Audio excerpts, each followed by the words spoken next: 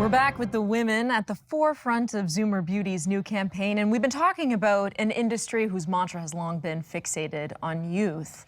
But we're now witnessing positive changes taking place, and that is encouraging. And as we continue our conversation, I'd like to pose a question to each of you, and that is, as prominent figures in this media industry, how have you personally embraced or confronted the process of aging? Ziggy, I'll start with you. Oh, okay. Well, I didn't really think about it. Actually, it's all been a blur to me. I was moving so quick. All of a sudden, I turned 64, and I never thought that I was getting older for a minute. And until somebody reminded me, my older sister says, well, you know, you're no spring chicken. I'm not? What do you mean I'm not? Yeah, I feel that way. Yeah, but you know what? In our industry, it does keep us youthful inside. When you have a purpose, when you're working hard, it's a very good thing. You don't have the time to sit there and think, oh my God, I'm getting older. You can't think this way. This is wrong. Certainly, we all want to look as young as we possibly can. However, said that, I'm not willing to go through all the conniptions and the changes and the somersaults in order to say I'm young. I'm not willing to dress the way someone who's 35 will dress because I know it's not appropriate for me. I will not wear the same kind of makeup. For me, the whole business about beauty has been finding who are you and how do you want to appear in your life? And really that is what I've done my entire life, because I was never a conventional looking kid. Say, oh, a cute little kid. I was never the cute little kid. I always had a certain kind of look, perhaps a little more exotic than most of the people around me, or perhaps a little more mature. I was a very mature child. So I kind of thought, no, I can't do those things. I can't look cute. I'll never be cute. So who am I if I'm not cute? And I began to realize that everyone's focus seemed to be on fashion, what everyone was doing at the moment, whether it was makeup, cosmetics, your clothes, your shoes, whatever.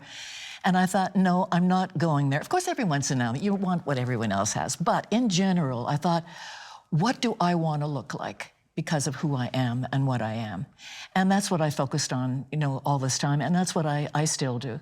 And I also think that when you find that, it gives you a degree of confidence that is far sexier than just a person's outward appearance. I mean, to flip the script and to talk about men, for example, I find confidence far more attractive than someone's outward appearance. So maybe that's part of it, Libby. Well, it's interesting. For me, everything was kind of flipped because I spent my younger years in television and mostly at City TV. And the other on-air people, most of them were gorgeous. And, I looked all right, but I knew I was not there because I was gorgeous. And that was fine. And then suddenly, when I got older, what I actually found was, gee, I look pretty good for my age. And relative to other people, I probably look better for my age than people who are more gorgeous. But why insert that language for my age? Why not, I look pretty good? Just a late bloomer thing? I don't know. Because people remind you that you're aging. Look at my sister. Yeah. Right? So, then you have to, say to yourself, yes, I am this age. Oh, back to what you're saying, I love what you had to say about being young and being exotic. I had parents who, if you'd say, do I look all right? It's not for us to say. Somebody else will tell you that, but you are clever. That's better. Better to be clever. How much does language matter with these things? I mean, a myriad of magazines and different beauty brands are choosing to abandon the terminology anti-aging and more of in favor of a pro-aging language. Does that matter?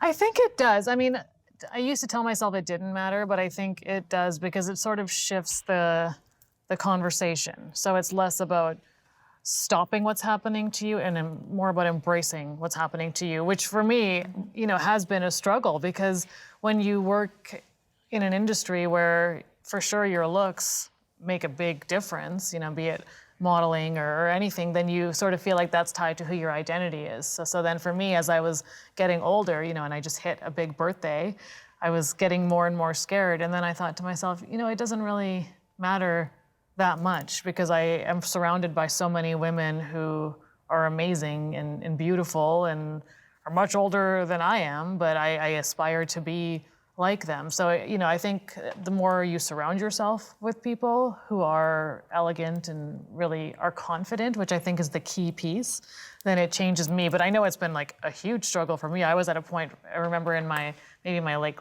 mid-30s, late 30s, where I was like, I'm so scared of turning 40. But those are hard 40 years, is though. young. Oh, 40s are great. Yeah. But you know what? 30s were hard. I found the 20s hard.